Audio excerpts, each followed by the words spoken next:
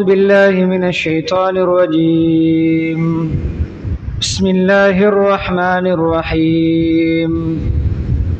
يا أيها الذين آمنوا قوا أنفسكم وأهليكم نارا وقودها الناس والحجارة عليها ملائكة غلاظ شداد لا يعصون الله ما أمرهم ويفعلون ما يؤمرون. وقال أيضا: المال والبنون زينة الحياة الدنيا والباقيات الصالحات خير عند ربك ثوابا وخير أملا. وقال أيضا: إنما أموالكم وأولادكم فتنة والله عنده أجر عظيم. صدق الله العظيم. وقال نبينا محمد صلى الله عليه وسلم: إذا مات ابن آدم انقطع عمله إلا من ثلاث: صدقة جارية أو علم ينتفع به أو ولد صالح يدعو له. وقال صلى الله عليه وسلم أيضا: ما نحل والد ولدا نحلا أفضل من أدب حسن أو كما قال صلى الله عليه وسلم. புகழ் அனைத்தும் அல்லாஹ் சுப்ஹானஹு வ தஆலா ஒருவனுக்கு உரித்தாகும். ஸலாத்தும் சலாமும் இறுதி நபி முஹம்மது ஸல்லல்லாஹு அலைஹி வஸல்லம் அவர்கள் மீதும், அன்னாரின் வாழ்க்கை வழிமுறைகளை அணுவணுவாக எடுத்து நடந்து உலகத்திலே அல்லாஹுடைய ரிலாவை, திருப்தியை, சந்தோஷத்தை அடைந்து கொண்ட சஹாபாக்கள், தாபிஊங்கள், தபவு தாபிஈங்கள், முஸ்லிம்கள், மூமின்கள் அனைவர்கள் மீதும் உண்டாவதாக. புனித ஜுமாவுடைய கடமை நிறைவேற்றுவதற்காக அல்லாஹ்வின் வீட்டில் ஒன்று கூடியிருக்கும் அல்லாஹ்வின் நல்லடியார்களே, அருமை இஸ்லாமிய சகோதரர்களே, அல்லாஹ் சுப்ஹானஹு வ தஆலா எவைகள் வாழ்க்கையில் எடுத்து நடக்குமாறு ஏவிருக்கிறானோ அப்படியான அல்லாஹ்வுடைய கட்டளைகளை மதித்து ஏற்று நடக்குமாறும், எவைகளை செய்ய வேண்டாம் என்று தடுத்திருக்கிறானோ, ஹராமாக்கி இருக்கிறானோ அப்படியான அல்லாஹ்வுடைய தடைகளை, ஹராம்களை, அல்லாஹ் வெறுக்கின்ற விடயங்களை முற்றுமுழுதாக தவிர்ந்து தக்வாவுடன் வாழுமாறு அடியேனையும் உங்களையும் நான் தக்வாவின் மூலம் வஸீ செய்து கொள்கிறேன். இத்தகுல்லாஹ ஹைசுமா குந்தும்.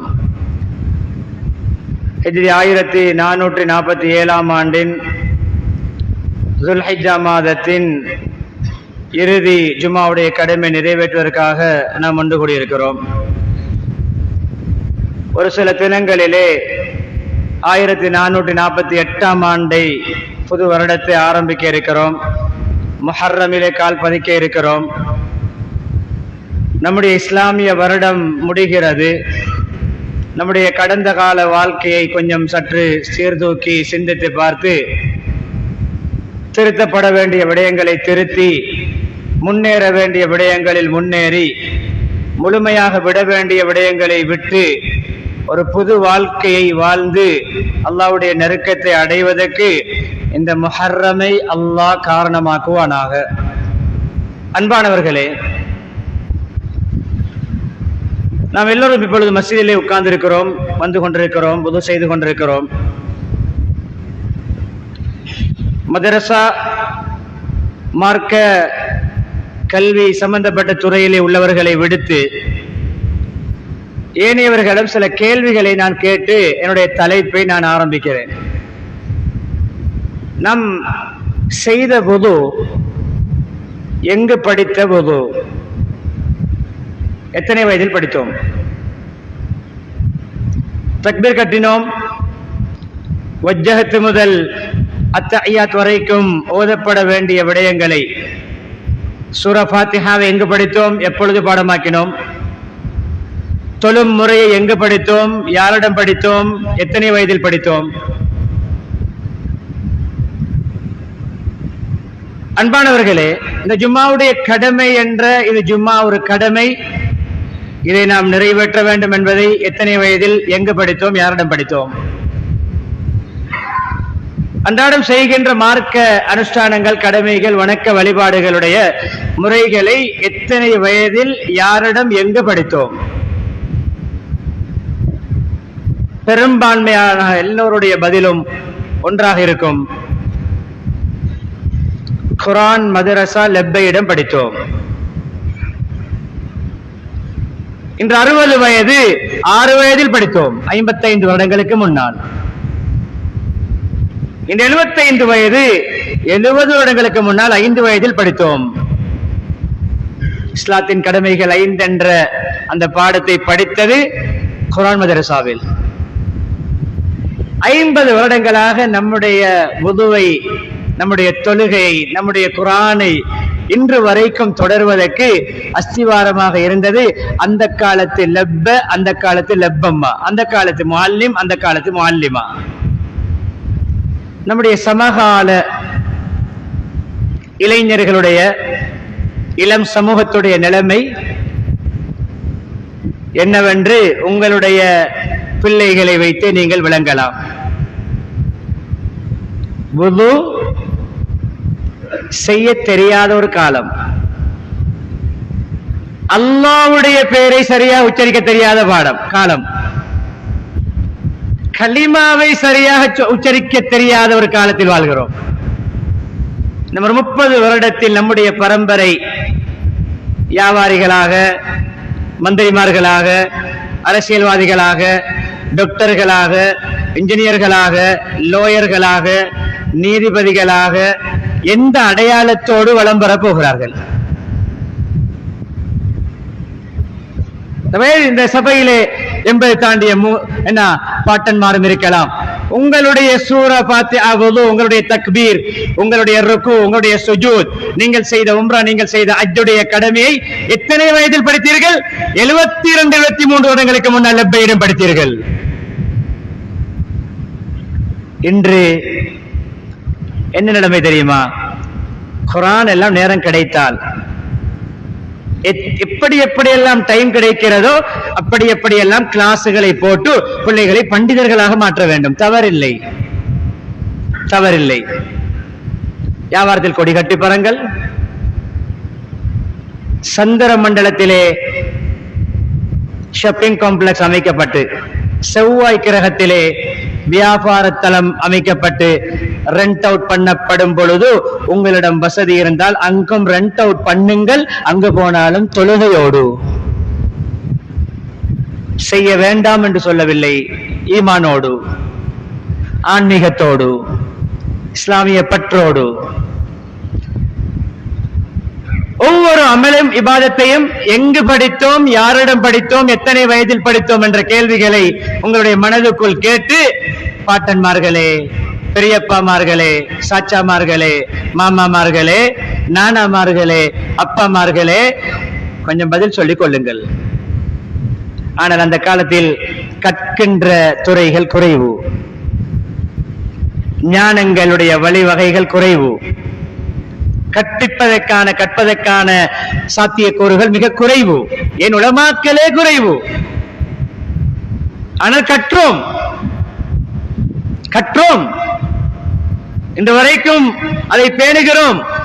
நோன்பை முறிக்கக்கூடிய காரியங்களை எங்கு படித்தோம்? எத்தனை வயதில் படித்தோம்? அசுத்தங்களில் சுத்தம் செய்கின்ற முறைகளை, வெளிவாசல் தேவைகளை நிறைவேற்றுகின்ற முறைகளை எப்பொழுது எங்கு படித்தோம்? எத்தனை வயதில் படித்தோம்? அன்பானவர்களே, நம்முடைய இளம் சமூகம் கழித்து விட்டு கழுகாமல் போகின்ற காலம். எங்கு போய் கொண்டிருக்கிறோம்? நம்முடைய வீட்டில் இஸ்லாம் மிஞ்சுமா? நம்முடைய பரம்பரையில் இஸ்லாத்துடைய அடையாளம் இருக்குமா? இதுதான் என்னுடைய தலைப்பு. கண்ணியமானவர்களே, நான் நிதானமாக அமைதியாக பேசுவது உங்களை தூங்க போடுவதற்கல்ல. யாரும் தூங்க வேண்டாம். நெஞ்சால் காபாவை, கிபிலாவை முன்னோக்கி இருக்க நீங்கள் கண்ணால் என்னுடைய முகத்தை முன்னோக்கி நீங்கள் குத்துபா கேட்க வேண்டும். குத்துபாவில் தூங்குகின்ற அந்த அந்த அந்த அநாகரிகமான பழக்கத்தை இந்த துல்ஹஜ் கடைசி ஜும்மாவோடு அப்படியே ஒதுக்கி விடுவோம். மிம்பரிலே ஹத்தீப் ஏறி சொல்கின்ற சலாமுக்கு மஸ்ஜிதுக்குள் இருந்து பதில் சொல்லுகின்ற அளவுக்கு ஜும்மாவுக்கு நேரத்தோடு வருவோம். இக்காம சொல்லும் பொழுது அல்ல, அரபு குத்துபாவின் பொழுது அல்ல, 2 ரக்காத்தில் ஓடி வந்து அந்த அரை மணித்தியாலும் 20 நிமிடங்களுக்குள்ளும் 2-3 பில்லுகளை கிழிக்காமல் அதான் சொல்லும் பொழுது கடைகளை மூடுவோம். மாற்றம் ஆரம்பிக்க வேண்டும். கடையிலிருந்து, பஜாரில் இருந்து அதான் சொல்லும் பொழுது கடையை திறந்து வைத்துக் கொண்டு பிள்ளை சீதேவியாக வரும் என்றால் அந்த பிள்ளை உங்களிடம் தான் பாடம் படிக்கிறது. என்னுடைய தந்தை வெள்ளிக்கிழமையை மதிக்காத தந்தை. நீங்கள் அதான் சொல்லும் பொழுது நான் பஜாரில் இருக்கவில்லை, எப்படி என்று தெரியாது, திறந்திருந்தால் தவறு, இன்னும் மூடவில்லை என்றிருந்தால் மகா தவறு, மகா தவறு. எங்கிருந்து ஆரம்பிப்பது மாற்றத்தை? கேள்விகள் பதில் முகவுரை முடிந்துவிட்டது. இப்பொழுது குர்ஆன் பேசுகின்ற 2 குழந்தைகளை பற்றி உங்களுக்கு முன்னால் வைக்கப் போகிறேன். ஒரு குழந்தையை பற்றி பேசப்பட்டு கொண்டிருக்கிறது, பேசப்படக்கூடிய மாதம். இன்னும் ஒரு குழந்தை தலைப்போடு இணைத்து, ஒன்று பாசிட்டிவான நேர்மறையான, இன்னும் ஒன்று எதிர்மறையான, தண்ணீரும் நெருப்பும் வெள்ளையும் கருப்பும் போன்ற 2 குழந்தைகளை குர்ஆன் பேசுகிறது. நம்முடைய பிள்ளை எப்படிப்பட்ட குழந்தையாக வர வேண்டும்? முடிவு உங்களுடைய கையில். அதுக்கு என்ன வழிவகைகளை செய்திருக்கிறோம்? படிப்புக்கு இஸ்லாம் தடை அல்ல, கிளாஸுக்கு தடை அல்ல. அந்த கிளாஸ் குர்ஆனுடைய கிளாஸை கீழே போட்டு விட்டு ஓவர்டேக் பண்ணும் என்றால் அது தரித்திரியம், அது முசீபத். அதைத்தான் சொல்ல வருகிறேன். அன்பானவர்களே, குறையாக சொல்லவில்லை. ஏனைய கலைகளுக்கு 7, 8, 10, 12 மணித்தியாலங்கள் நோமலாக சாதாரணமாக ஒதுக்கப்படுகிறது. குர்ஆனுக்கு ஒதுக்கப்படுவது ஆக கூடுதலாக 90 நிமிடங்கள் தான். அதிலும் 90 நிமிடங்களும் பிள்ளை பூர்த்தியாக வகுப்பில் இருக்கிறதா என்றால் அது கேள்விக்குறி. 30 பிள்ளைகள் என்றால் 10 பிள்ளைகள் தான் நேரத்துக்கு வரும். 15 பிள்ளைகள் 80 நிமிடங்கள் இருக்கும். 10 பிள்ளைகள், இன்னும் 10 பிள்ளைகள் 60 நிமிடங்கள், இன்னும் 5 பிள்ளைகள் 10 நிமிடம் தான் இருக்கும். ஏன், ஏதாவது கிளாஸை முடித்துவிட்டு இடம் கிடைக்கும் பொழுது வந்து உட்கார்ந்து விட்டு மீண்டும் ஒரு பிள்ளை என்ன செய்யும், 50வது நிமிடத்திலே ஹதரத்திடம் சொல்லிவிட்டு அந்த கிளாஸ் இருக்கிறது என்று போகும். நல்லம். பிள்ளையுடைய எதிர்காலம் நல்லா இருக்க வேண்டும், பண்டிதராக மாற வேண்டும், இளமானியாக, முதுமானியாக, கலாநிதியாக மாற வேண்டும், தடை இல்லை. ஆனால் நன்றாக ஒன்றை எழுதி வைத்துக் கொள்ளுங்கள், குர்ஆனை அவமதித்து நீங்கள் பிள்ளைகளை சீராக்க நினைப்பது அஸ்திவாரம் இல்லாமல் கட்டடம் கட்டுவதற்கு தயாராகுவது போன்று. எழுதி வைத்துக் கொள்ளுங்கள். அறிவு, ஞானம், கல்வி எல்லாவற்றுக்கும் அஸ்திவாரம் குர்ஆன். குர்ஆனை நாம் சரியாக படிக்கவில்லை. இக்ரா என்ற அந்த வசனம் குர்ஆனுடைய முதலாவது வசனம் என்பதை ஞாபகம் வைத்துக் கொள்ள வேண்டும். விஞ்ஞான புத்தகத்துடையதோ, கணித புத்தகத்துடையோ, புவியியல் புத்தகத்துடையோ, பொறியியலுடைய சம்பந்தப்பட்ட கலையுடைய தியரியுடைய வசனம் அல்ல, அல் குர்ஆனுடைய வசனம் என்பதை மறந்து குர்ஆனை ஒதுக்கிவிட்டு மற்ற எல்லா விடயங்களையும் படிக்கிறோம். இதுதான் நம்முடைய விளக்க குறைபாடு. நான் ஆரம்பித்து சொல்லிவிட்டேன், கொடிகட்டி பறக்க வேண்டும் குர்ஆனோடு. சமகாலம் எத்தனை நாட்டு ஜனாதிபதிகள் ஹாஃபில், விளையாட்டு வீரர்கள் ஹாஃபில், எல்லாரும் டெப்போடும் லேப்டாப்போடும் போனோடும் போகின்ற பொழுது அந்த விளையாட்டு வீரர்களில் சிலரை பார்க்கிறோம் குர்ஆனோடு போகிறார்கள். விளையாட்டுக்கு இஸ்லாம் தடை அல்ல. அப்படிப்பட்ட விளையாட்டு வீரர்கள் முன்னுதாரணம்.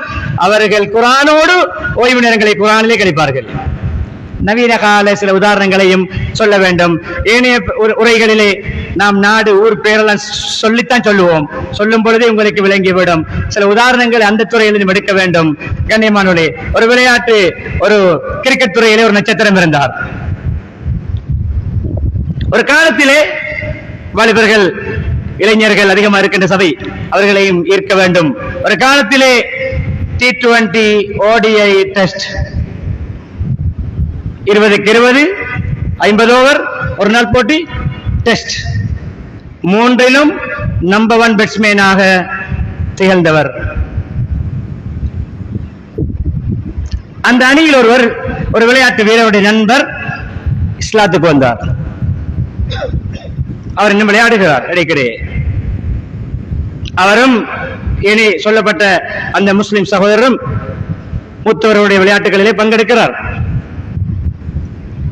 இஸ்லாத்துக்கு வந்த அந்த டீமுடைய பிளேயர் இஸ்லாத்துக்கு வருவதற்கு எனக்கு மோட்டிவாக, உந்து சக்தியாக, தூண்டுகோலாக இருந்த காரணிகளை அவரே சொல்லும் பொழுது சொல்கின்ற ஒரு விடயம்தான், ஓய்வு நேரங்களில் ஒவ்வொருவரும் ஒவ்வொரு களியாட்டங்களிலே, ஒவ்வொரு பொழுதுபோக்களிலே, ஒவ்வொரு என்டர்டைன்மெண்டிலே, ஒவ்வொரு ஹாபியிலே இருக்கின்ற பொழுது இந்த முஸ்லிம் வீரர் குர்ஆன் ஓதிக்கொண்டிருப்பார். நான் பக்கத்தில் உட்கார்ந்து அந்த குர்ஆனை செவிமடுத்துக் கொண்டிருப்பேன். அது எனக்கு ராஹத்தாக இருக்கும். உலக ஆட்ட நாயகன் குர்ஆனோடு அவருடைய குர்ஆன் திலாவத் தன்னுடைய டீமில் ஒருவருக்கு ஹிதாயத் கிடைப்பதற்கு காரணம். முதல்லின் நாஸ். இதைத்தான் பேசுகிறோம்.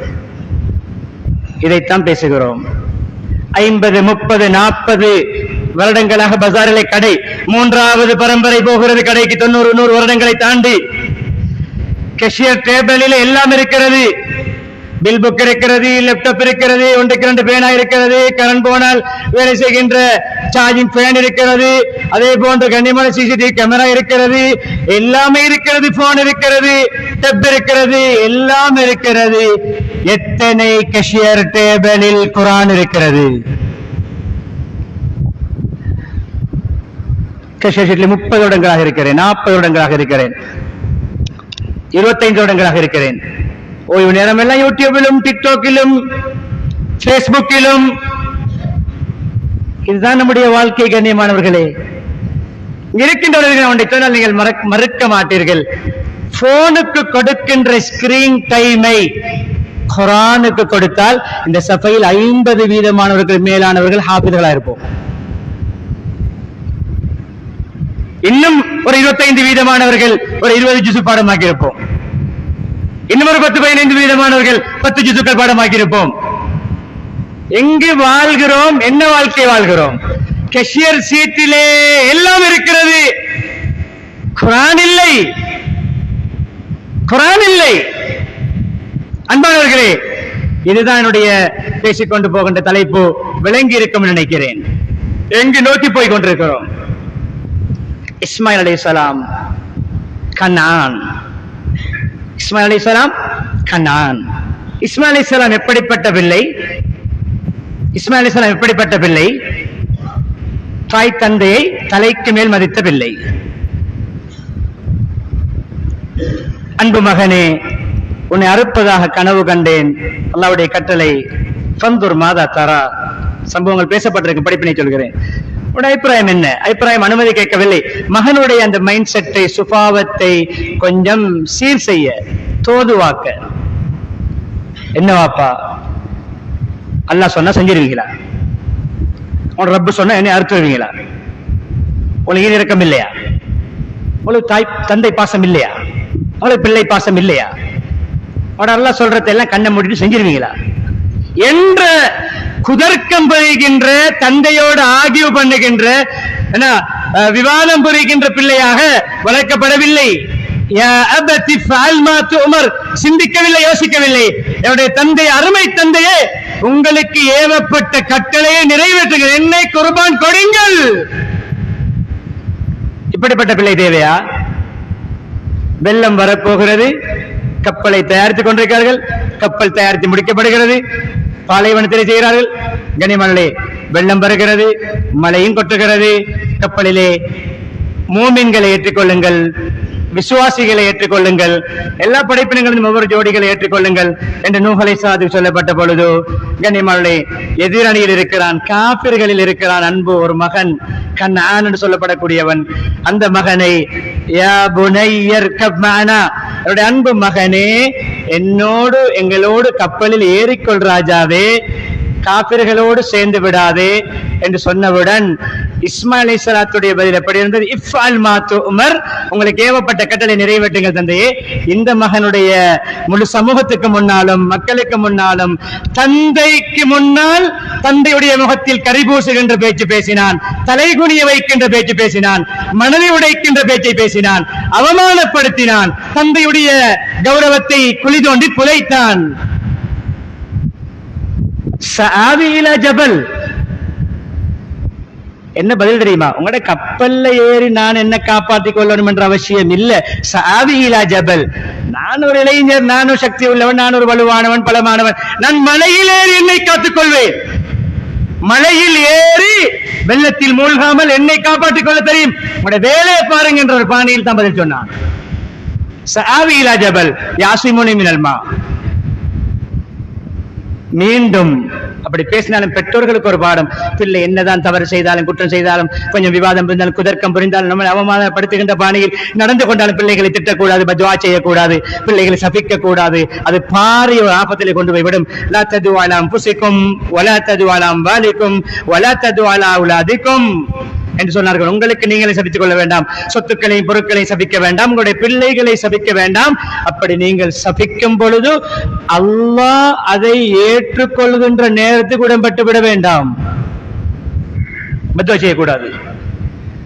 லா ஆஸிமல் யௌம மின் அம்ரில்லாஹி இல்லா மர் ரஹீம் என்று அல்லாஹ்வுடைய ரஹ்மத்துக்கு உட்பட்டவர்களை தவிர வேறு யாரையும் யாரும் காப்பாற்றிக் கொள்ள முடியாது. மகனை பாதுகாக்கப்பட முடியாது, யாரும் தன்னை பாதுகாத்துக் கொள்ள முடியாது என்ற சம்பவத்திலே வருகின்ற கனான் போன்ற பிள்ளைகள் சமகாலத்தில் உருவாகி கொண்டிருக்கிறார்கள். நவீன காலத்தில் நடந்த 2 நிதர்சனமான சம்பவங்களை இந்த துறைக்கு சொல்ல போகிறேன். நவீன காலம் என்றால் ஒரு சம்பவம் 2025ஆம் ஆண்டு ரமதானில், இன்னும் ஒரு சம்பவம் இன்றிலிருந்து 2 வாரங்களுக்குள். ஊர் பேரை தெரிந்து கொள்கிறேன். இப்படிப்பட்ட பிள்ளைகள் உருவாகிவிட்டார்கள். ரமதானில் நடந்த சம்பவம், பஜாரிலே கடை இருக்கிறது, சைனா துபாய் எல்லாம் போய் வருகிறார், கோடிக்கணக்கு பெறுமதியான வாகனம் வைத்திருக்கிறார், நல்ல வருமானம், நல்ல தொழில்துறை, பாப்பா நல்ல கடையை கொடுத்திருக்கிறார், வாகனத்தை கொடுத்திருக்கிறார், நல்ல வியாபாரம் காட்டி கொடுத்திருக்கிறார். ரமதானில் நோன்போடு கொஞ்சம் உள்ளத்தை திறந்து கேளுங்கள். நோன்பு வாயோடு ஒரு ஆலிமிடம், அந்த ஆலிம் நேரடியாக சொன்ன தகவல்,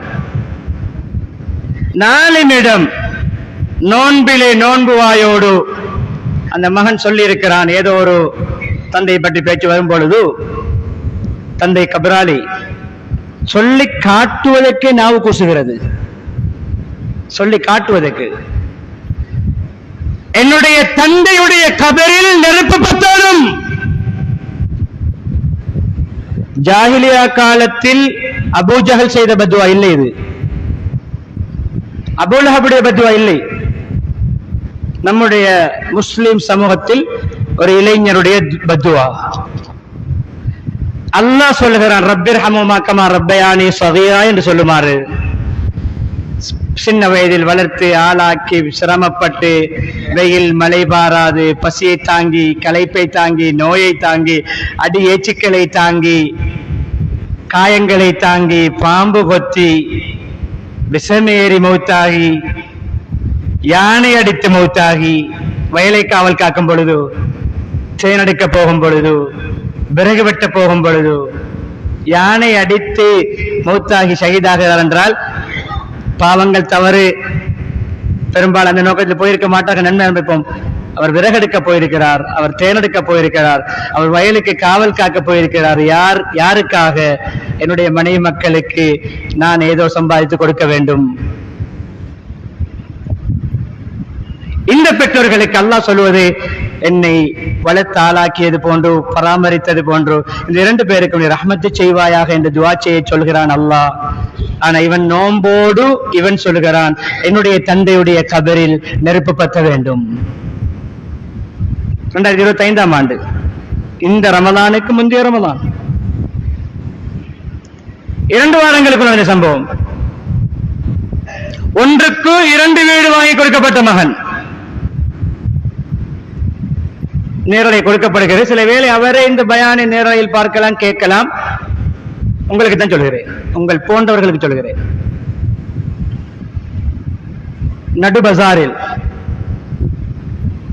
ஒரு வேலைக்காக தந்தை கூப்பிடுகிறார். 1க்கு 2 வீடு, கோடிக்கணக்கான பெறுமதியான வீடு. கூப்பிடும் பொழுது இவர் ஏதோ வேலை பழுவில் இருந்திருக்கிறார். தந்தை கொஞ்சம் வலியுறுத்தி கூப்பிட்டிருக்கிறார்.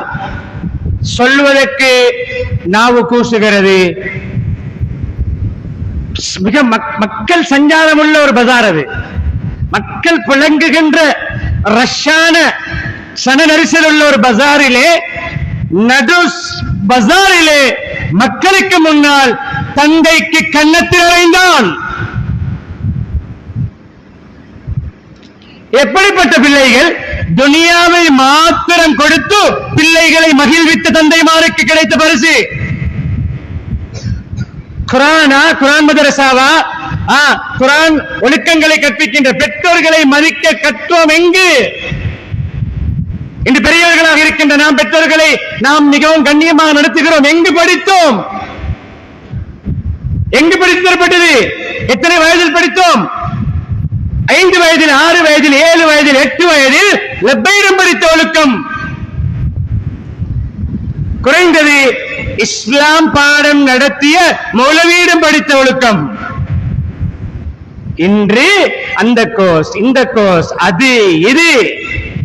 ஓலவல் முடித்தவுடன் பைக், ஏலவல் முடித்தவுடன் கார், ஸ்காலர்ஷிப் முடித்தவுடன் போன், ஓலவல் முடித்தவுடன் லேப்டாப் வாங்கி கொடுப்பது தவறல்ல.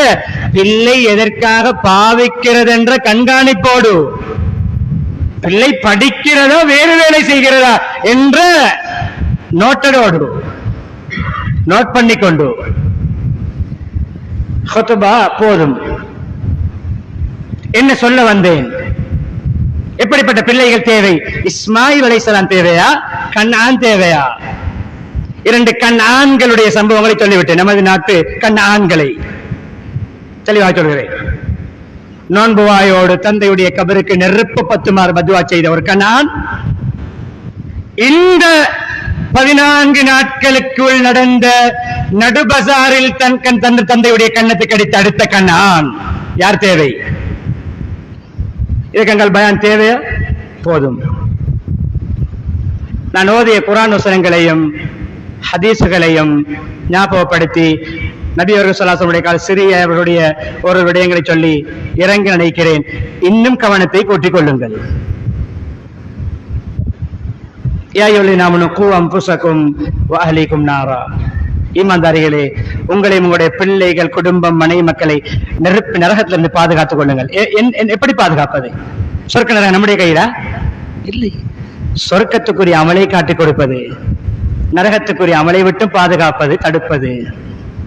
பிள்ளைகளுக்கு தீனை கொடுங்கள், தக்வாவை கொடுங்கள், ஈமானை கொடுங்கள், குர்ஆனை முதன்மைப்படுத்த சொல்லுங்கள். குர்ஆனை முதன்மைப்படுத்த சொல்லுங்கள்.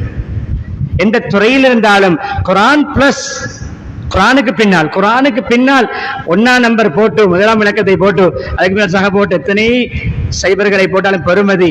கண்ணியமானவர்களே, நாங்கள் சைபருக்கு மேலால் சைபரை போட்டு கொண்டு போனால் பெருமதி இல்லை.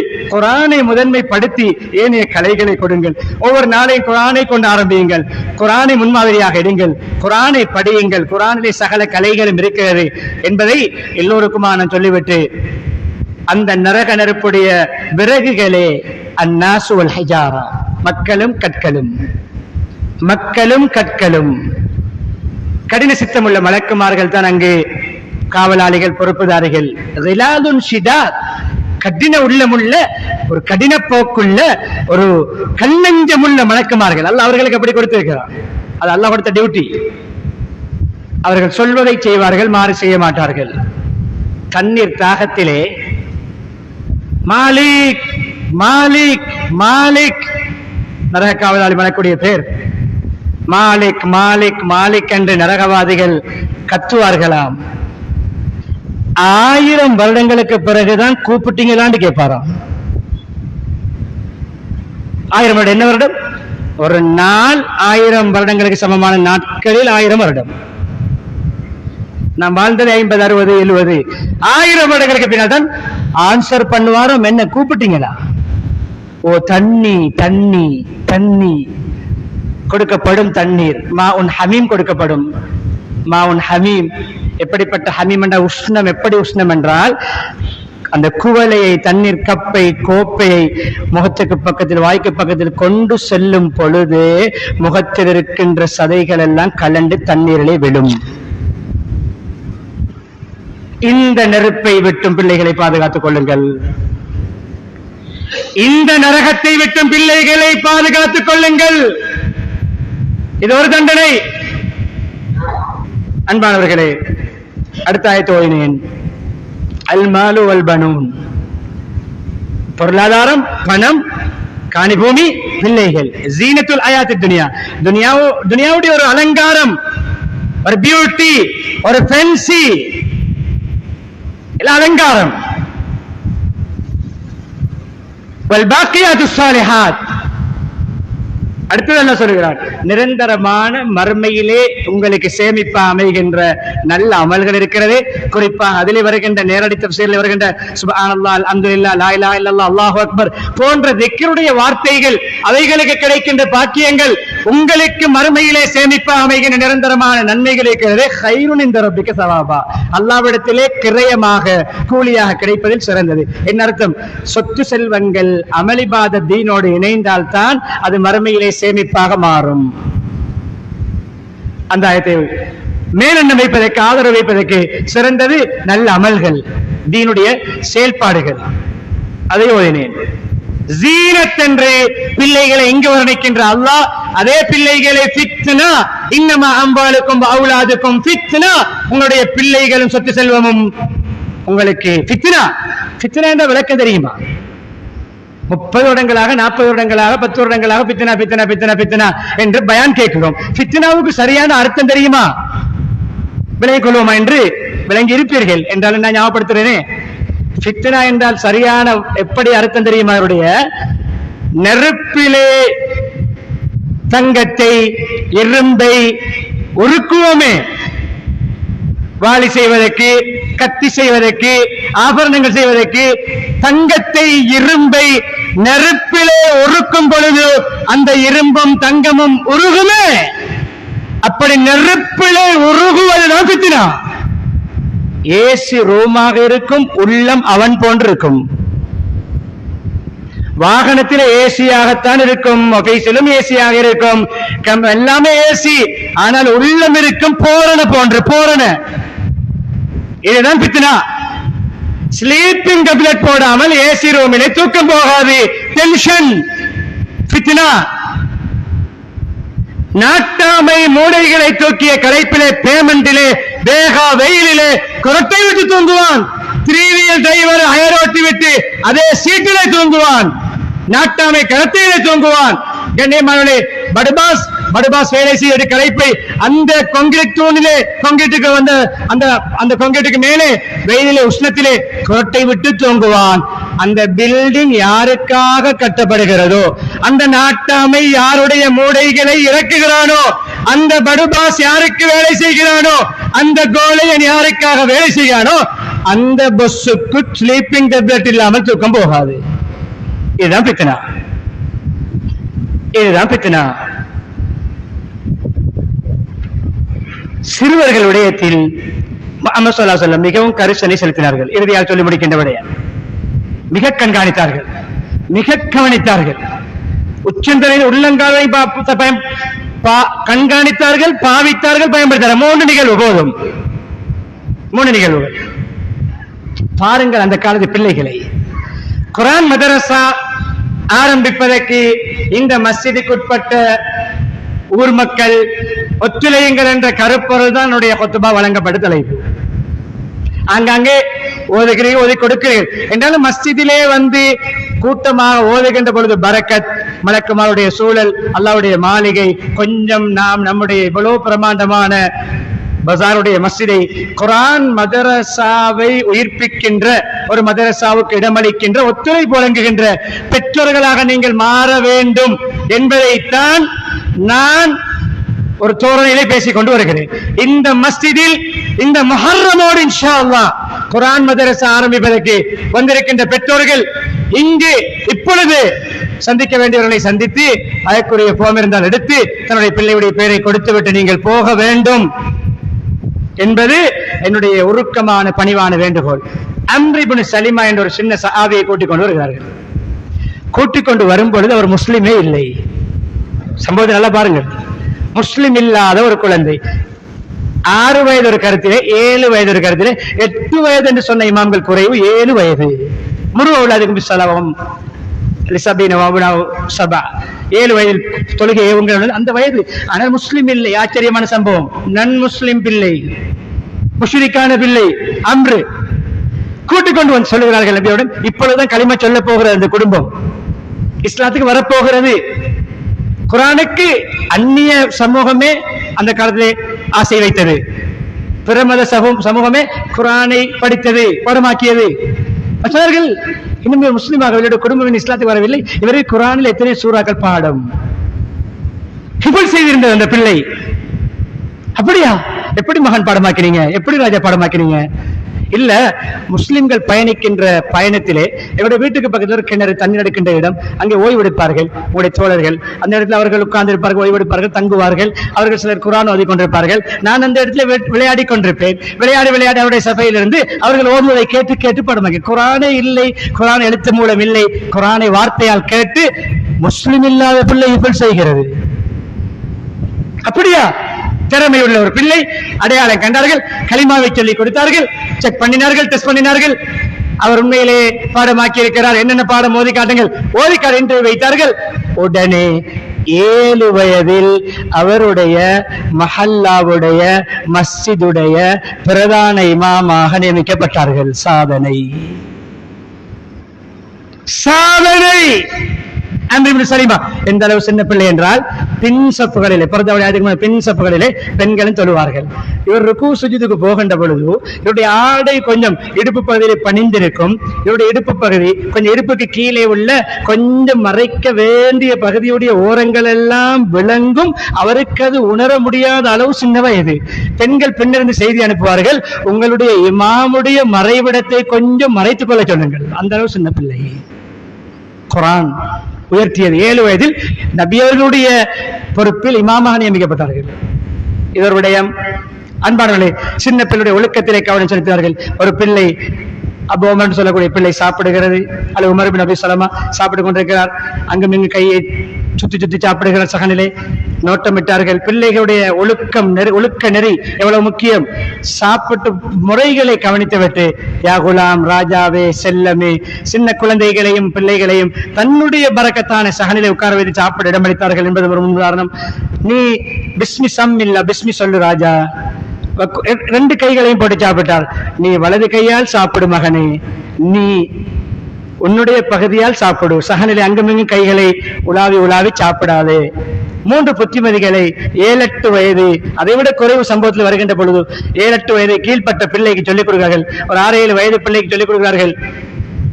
அந்த பிள்ளை பெரிய ஆளாகி சஹாபியாகி அந்த பிள்ளை ஒரு ஸ்டேட்மெண்ட் கொடுக்கிறது, ஒரு கருத்தை சொல்கிறது, பெரிய ஆளாகி சொல்கிறது. நான் ஆரம்பத்திலே சில கேள்விகளை கேட்டு பதில் சொன்னேனே, அதற்கான சான்று.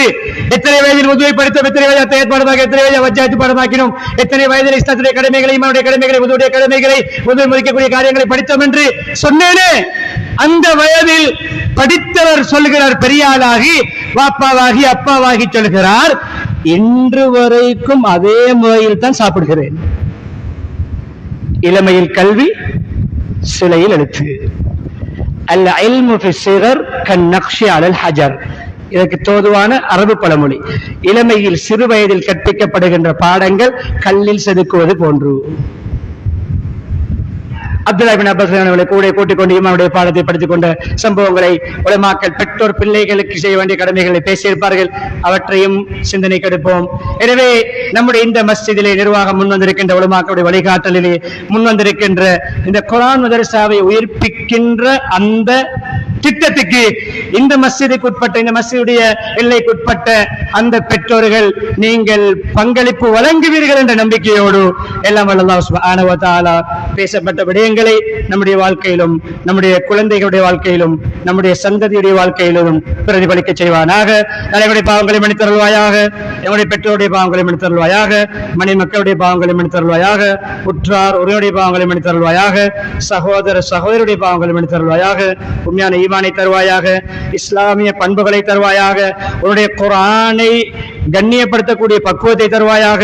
குர்ஆனை அடிப்படையாகவும் முன்மாதிரியாக கொண்டு நம்முடைய துறைகளை அமைக்க கிருபை செய்வாயாக. குர்ஆனுடைய லைஃபை தருவாயாக. நம்முடைய நாளுடைய ஆரம்பமும் நாளுடைய முடியும் குர்ஆனை ஆக்கி அருள்வாயாக. குர்ஆனுடைய கலைகள் எங்களுடைய வாழ்க்கையில பிரதிபலிக்க செய்வாயாக. எந்த துறையிலே, எந்த வியாபாரங்களிலே, எந்தெந்த திசைகளில் நாங்கள் சென்றாலும் குர்ஆனை முன்னுதாரணமாக கொண்டு நம்முடைய துறைகளை சிறப்பிக்க கிருபை செய்வாயாக. நல்ல முடிகின்ற இந்த வருடத்தை நம்முடைய பாவங்கள் மன்னிக்கப்பட்ட வருடமாக கபூல் செய்வாயாக. நம்முடைய அமல்கள் ஏற்றுக்கொள்ளப்பட்ட வருடமாக கபூல் செய்வாயாக. நம்முடைய நோய்களுக்கு நிவாரணம் கிடைத்த வருடமாக ஆக்குவாயாக. நம்முடைய கடன்கள் நிறைவேறிய வருடங்களாக ஆக்குவாயாக. நம்முடைய கவலைகள் இல்லாது போன ஒரு வருடமாக்குவாயாக. வருகின்ற புத்தாண்டை முஹர்ரம் தொடக்கம் மௌத்து வரைக்கும் செழிப்பான, ஒளிமயமான, பரக்கத்தான, ஆரோக்கியமான, நம்முடைய சந்தோஷம், மகிழ்ச்சிகள் பேரிட்டு நமக்கு கிடைக்கின்ற, செறிவாக கிடைக்கின்ற நல்ல சந்தோஷமான, பாக்கியமான வருடமாக அந்த வருடத்தை அமைத்து தருவாயாக. ஈமானுடன் வாழ்ந்து கலிமாவுடன் மரணிக்கக்கூடிய பாக்கியத்தை நம் அனைவருக்கும் தருவாயாக. வாஹிரு தாவானா அல்ஹம்துலில்லாஹி ரப்பில் ஆலமீன். அல்ஹம்துலில்லாஹ் நஹ்மது வ நஸ்தஈன்.